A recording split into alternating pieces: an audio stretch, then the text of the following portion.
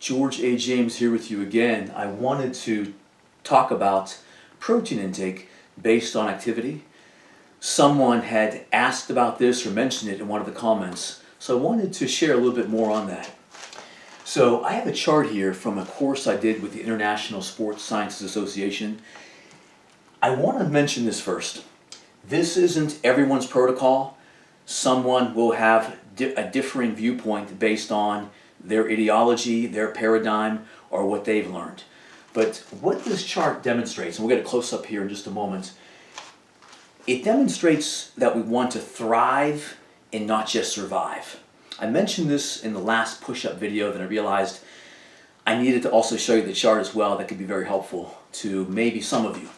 So we're going to try to get a little bit closer with the camera, and up here what we have here is a formula.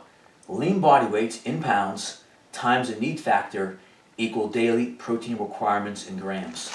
The need factor is basically 0.5 to 1.0.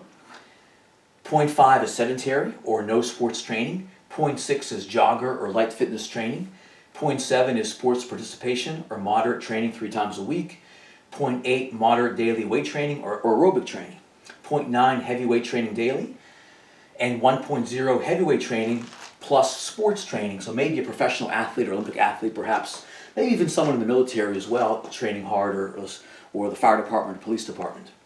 Here on this left side, we have the lean body weight in 10-pound increments, 90 up to 240. Then we have the need factors here and the protein grams right below that. So I want to bring the camera in a little bit closer if we can, just so I'm going to step out of the way and you can get a picture of that a little more closely. So I'm going to step out and just notice need factors compared to lean body weight, and then here are the grams of protein. So this will help you recover, but also build and maintain good quality muscle. It can be based on your goals. If you wanted to gain weight or mass, you probably would have higher numbers than this. But if you want to just make sure you recover and maintain muscle, go for this much at least, or maybe for some of us, it might be enough for protein grams there also to gain some additional muscle too. So hopefully, how are we there with the camera? Are we looking pretty good there? I'll step away. So again, just take a look at that. And this is a course that I did that I hope this information can be helpful to you. And again, one of the comments from at least 1 or 2 people, I don't see all the comments, don't be offended, but I thought that one individual had a very interesting take on, my push-up performance, and he was mentioning carbohydrates and protein, and both are important. Carbs, be careful of. If you don't have a lot of activity, you don't need a lot of carbs, so just be aware of that.